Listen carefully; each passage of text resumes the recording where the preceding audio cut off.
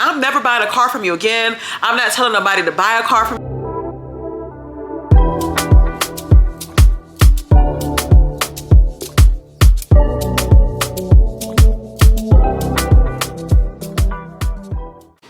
What's up, y'all, and welcome back to my channel. I'm gonna be doing another story time, of course. Y'all already know. So if you are new here, new to the channel, go ahead and hit that subscribe button and hit the post notification bell so you do know when I post a new video. So in this story time, this is gonna be a little different because this guy that I've known for years finessed me out of my own money in regards to 2 vehicles. Like, how do you do that? So, boom. We're going to call him Jason. Jason is someone that I've known like years ago.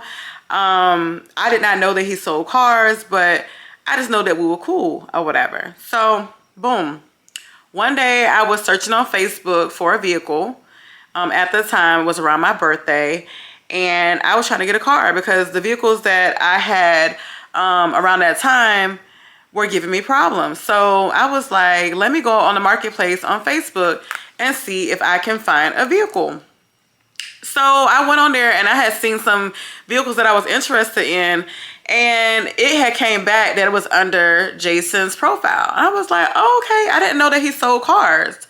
So I hopped in his inbox, and I'm gonna definitely post or show like on the side, you know, basically our conversation when we were in marketplace on there or whatever. So when I reached out to him, I was like, hey stranger, it's crazy, I came across your page, I'm in the market for a car, I didn't know you sold cars. He was like, hey beautiful, and then he put his phone number. And he was like, I've been selling cars before I met you, LOL. And I said, I think I remember that, but I wasn't really sure. Like, I don't remember. It was so long ago. Like, I don't remember you selling cars. And then he starts to go into, like, asking me how I've been, you know, how I've been doing. And I told him I've been okay, just trying to get a car because I was sold a lemon somewhere else. And I told him I've been working and just, you know, the basic, like, things you would do, like, when you're talking to somebody or you having a conversation with them. And he was like, yeah, I feel you. How used cars usually is, sometimes it's better getting a new car and making payments. So that kind of stuck with me in the beginning because, like, even he would agree, like, basically, in my mind, I'm thinking he's saying, you know, get a new car because, of course, you're going to have, like, some kind of coverage. And even though you're making payments, it'll have warranty and things of that sort. And then he was asking me what was wrong with my car. And I basically was telling him, you know, how I was sold a lemon, blah, blah, blah, whatever. And then he was like, they gave you warranty, right? And I was like, I didn't get the warranty that came with the vehicle. So, yeah, that's kind of where I am. Then you'll see in a text message where I tell him, like, I only have $3,000 or a little under that for a vehicle. He was like, he got me.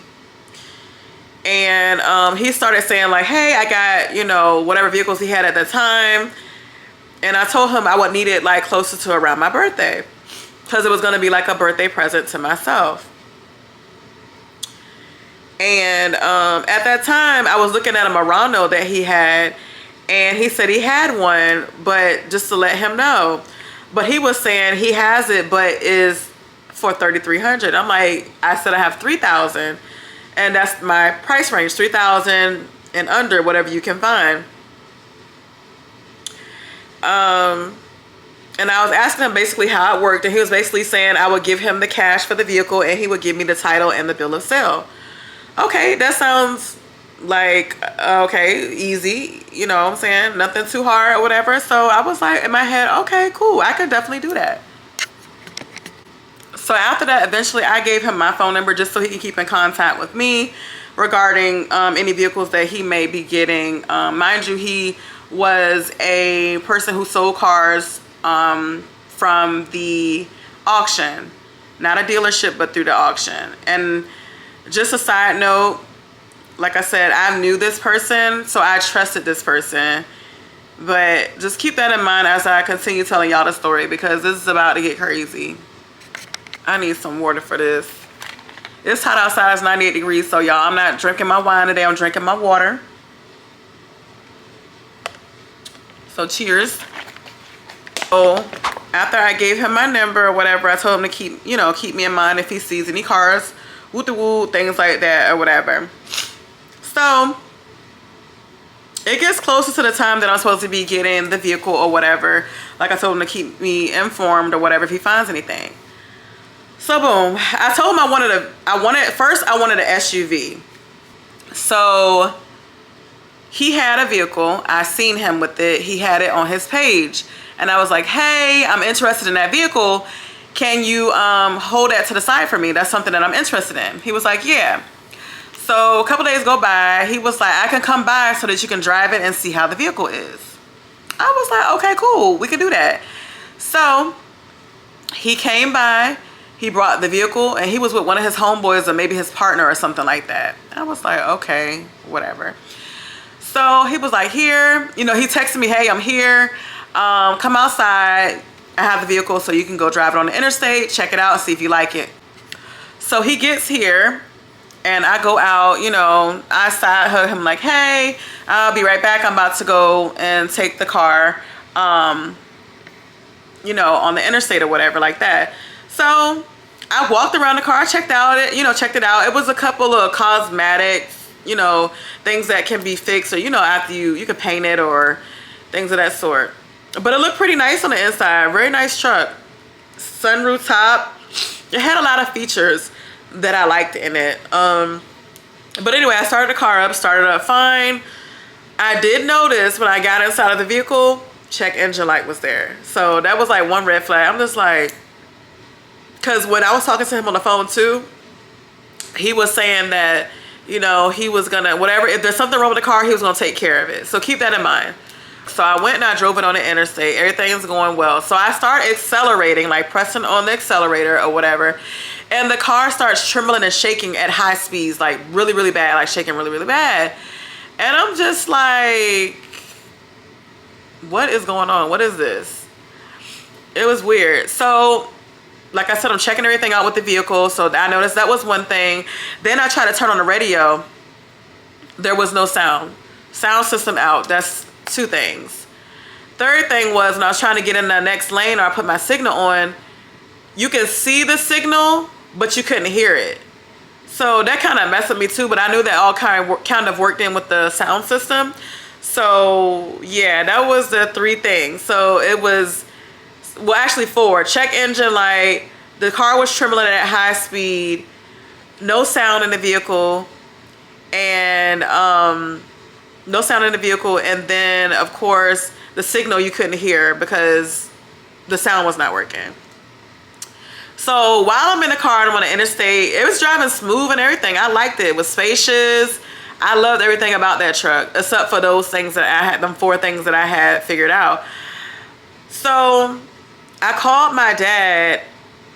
I actually called my dad after I made a transaction, which is something that y'all should never do. And I feel like I knew better. I just was real anxious to get a vehicle. I think I was real anxious to get a vehicle. And so I basically went back and I told him everything. He dressed up everything. He was like, okay, don't worry about the sound. I'll take care of that. Because so that sound that he said he's gonna take care of.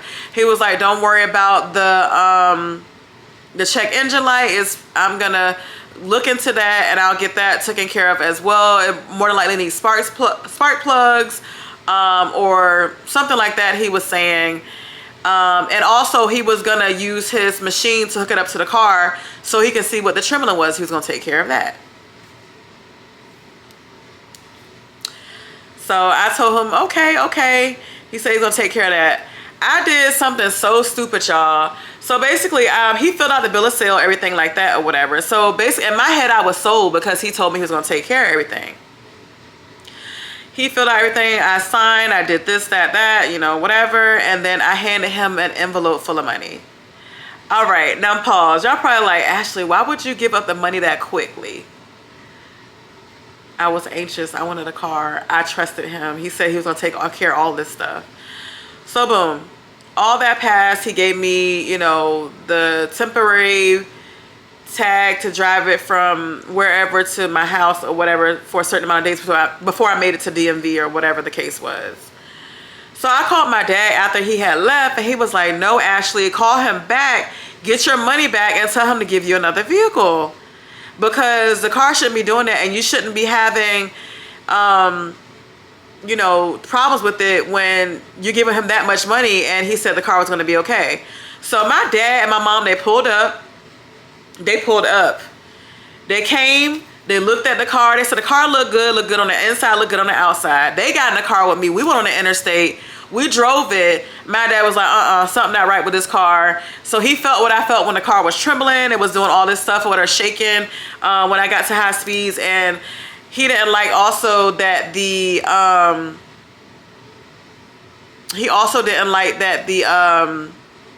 the radio and stuff did not work. So he was like, call him back, get your money back, and get another vehicle. So around that time, I'm getting insurance and stuff like that for the truck. I didn't think anything of it or whatever. My dad had told me to reach back out to him, go ahead and, you know, get your money back and get another vehicle. So boom, he said, okay, come with me to the auction so you can see the vehicles. You can go there, you can drive them, and you can test them out, and you can see what you actually want. I was like, okay, this is right. Like, he didn't give me my money in my hand that day, y'all. I didn't get my money in my hand that day because his intentions was to get me a vehicle and basically exchange it for the trash vehicle he gave me at first. So this particular day, I had to take off work and everything. That's how irritated I was. I had to take off work, but I mean, hey, I needed a car, and I work from home. So, and we were walking around for like an hour looking at cars and hopping in different cars, trying them out. So I had found this cute 2012 Mazda 6. It was a nice car or whatever. When I got in the car, I drove it real fast, because when you're there, they have an area that you can actually drive like you're on the interstate, so you can actually see what's going on with the vehicle. That's what I did. You know, I checked this, you know, I checked the sound, I checked the speed, I checked the air, like basic stuff or whatever. And I also was checking when I was driving. When I was driving, it was driving fine. Everything was great, but it had a check engine light on it. I have trauma from check engine lights. Like, I have problems with that. It's always something wrong or whatever. But I didn't think anything of it. So he was like, you like this one? I was like, yeah, I actually like it. It drives good. You know, it's a nice vehicle. So he got that one. He did the same thing. Came and met me in the parking lot of where he stays at or whatever. I filled out the paperwork. He had the car already running. But what I did notice as the car was jumping, like it was like puttering. It was puttering. That's what it was. So it's misfiring. That's what it's called. It was misfiring. But like in the beginning, I did not know all this. Like, he had the AC on. It was nice. It was, you know, good or whatever. But it still had a check engine light. He told me that I needed to replace cylinder 3 or whatever cylinder it was and get coil pack and something else for it. So I was all for it, because I was like, oh, this car looks better than the last one, and it's a good car. Whole time I'm thinking that the vehicle, you know what I'm saying, everything is perfect about it or whatever. You know, I'm going to get oil change for it. I done went to Firestone. They done put some different parts and things of that sort. I put almost like, I want to say $1,000 into this vehicle until I knew that there was an engine problem. And I knew he knew. I know you knew that there was a problem with the engine, but you didn't tell me that. I'm gonna tell y'all how I found out there was a problem with the engine. So boom, like, my dad was like, this is a nice car, I love it. Mom and them were driving. They were in the car. I put them in the back seat, front seat. We were riding around, driving. Everybody was happy that I had got a vehicle. You know, he was like, how much you put down? You know, I told him I put down that 3. You know, he took it. He's like, it's a real nice car. I love this car, da da da. But we could not figure out why it would not stop sputtering or puttering in the back. Like, it was like trembling and stuff like that. Even when we were at a stop, it was trembling and stuff like that. Other than that, everything was fine. Radio work, air, everything that you can think of with a vehicle, it was working fine. Until one day I got fed up, because like I said, I was putting a lot of money into the car and I had just got it from him. I had had the car for about 3 months.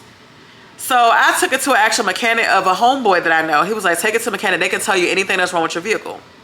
So I went up there and I sat in the back as he was, you know, checking out the vehicle. And he was like, Ashley, come here real quick. I want to show you something.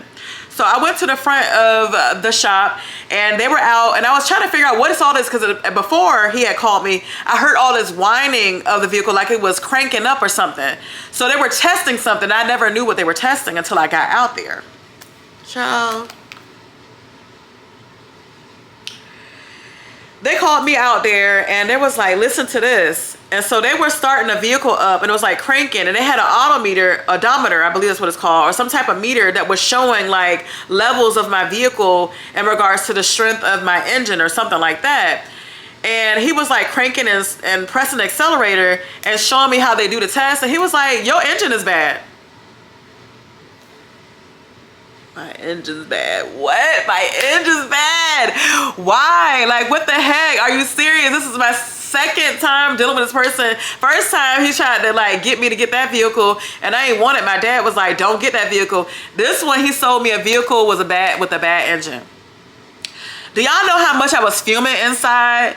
Like, I was just driving the car like nothing was going on. It had trembling, and I thought that was something that we could fix.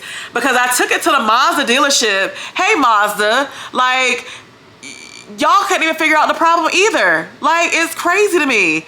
They talking about the same thing. He said it was cylinder 3. It was a misfire on cylinder 3. I'll never forget the verbiage that they used. It was like, yeah, it's going to be 1,000 and something to get it fixed or whatever. Whole time, it's the engine. Mazda, count your days, bro. Count your days. Whole time. So I called him. Hey, Jason, I took the vehicle to a mechanic shop and they told me that it's an engine. The engine's bad. He was quiet for like a minute. He was like, well, I drove it and I didn't hear anything or I didn't see anything wrong. In my head, I'm just like, you said that you work on cars too.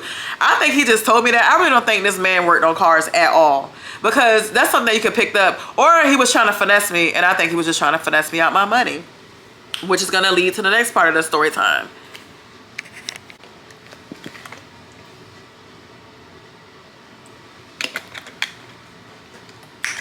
This man was like, okay, well, do me a favor. Take pictures of your vehicle, and I'm going to resell it. The bad part of me was like, Ashley, don't do that because that's messed up. That's what he just did to you. And the other side of me was like, Ashley, do it because you need your money back because you need to get a vehicle. So what do you think I did? Okay, guys. I went along with it. I was like, okay.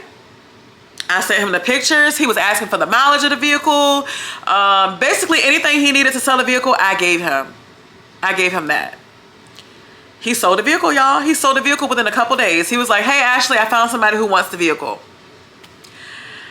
So I brought the vehicle to where he sold me the vehicle at. That person, they did a drive around.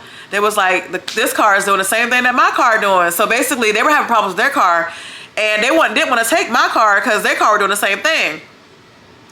So I guess he was, I don't know if he was sweet talking her or whatever he was doing. I was just in the car waiting for them to get done with the transaction. She took the bait. She signed the bill of sale. He gave me my cut of the money. My dad came, picked me up. I was out of there. Now let's reflect. I do take accountability for being there with him doing that when he did the same thing to me and he did it to somebody else. But at that point, I was so mad. I didn't really care. I did not really care who he sold my car to or whatever. I wanted my money back because I needed a vehicle. And I have to take my daughter to and from school. And nobody got time for that. So, yeah. He coughed up my money. And after that, I stopped talking to him. There was no need for me to reach out to him, anything like that. I had to find those text messages because I was going to put them on the side of the screen so y'all can see.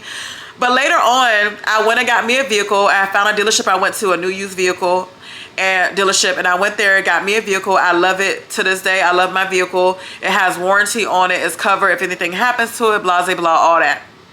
That's what I should have did. I was just not trying to have a car payment, but it's kind of like now I feel protected because I'm under warranty, and if anything happens to my vehicle, then it is going to be covered.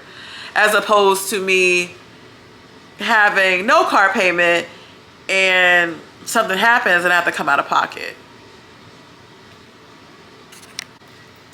Sorry, y'all. I had to get me my sweet frog out the freezer. If you know, you know.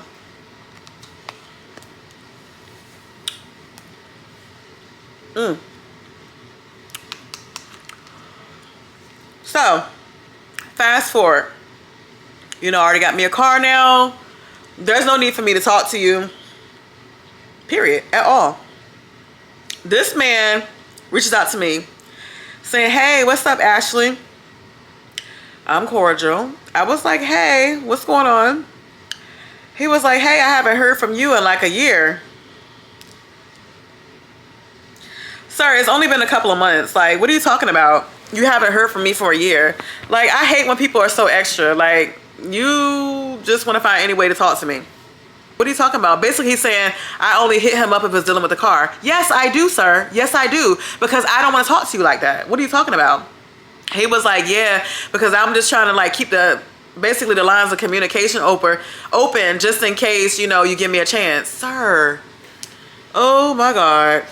Hold on, y'all. What? Sir, what?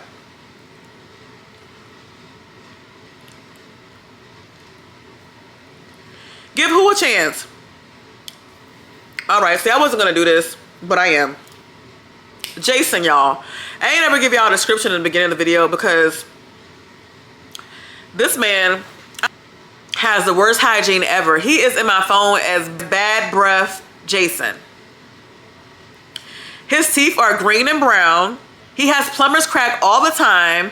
He has an odor to him in his mouth as far as his breath and off of him as far as his smell.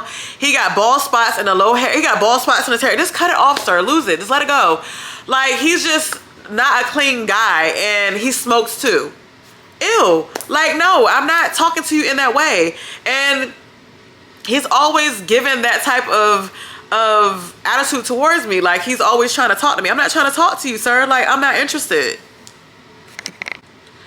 But back to what I was saying, like, you could never, sir. I'm not interested in talking to you. And that's the thing. Like I told him, I don't mix business and pleasure. Like, you sold me a car. What he don't know, you sold me a car and that's it. I don't want nothing. He's blocked. I blocked him on social media. I blocked him after that text message. I'm gonna leave the text message on the side. Hopefully I can find him before I post this video. But yeah, so y'all can see what I be talking about. Like, no, sir, you could never. But yeah, he reaching out to me, trying to make me guilt trip me. Sir, I got my money back from what you sold me. You finessed me into 2 vehicles that weren't crap. So yeah, I got my money back. Reverse Uno on your ass. Like, you're not about to play with me. Not in my face. No, you're not. Sorry. Get somebody else to do it. But yeah, so that's the end of the story time, y'all. Like, I would drop this man's information, but it would be real petty of me. But y'all need to beware of people who be selling cars or vehicles in the marketplace, or just in general be selling cars for cash. Do your research on the person. I thought I knew this person, but obviously I didn't. He finessed me. So yeah, be safe out here when y'all trying to buy vehicles and things of that sort, because they will tell you anything to get your money. Obviously that's exactly what he was doing to me, telling me anything, and I believed him like a dummy. So, but yeah, so he blocked now. So do you, Bookie? I blocked him and he can't get in contact with me at all. So if he watched this video, he'll know I'm talking about him. But at this point, I really don't care, because people are not about to keep playing in my face. So, period. But yeah, so that is the story time. That's the story time for now. I will see y'all in another video. Bye.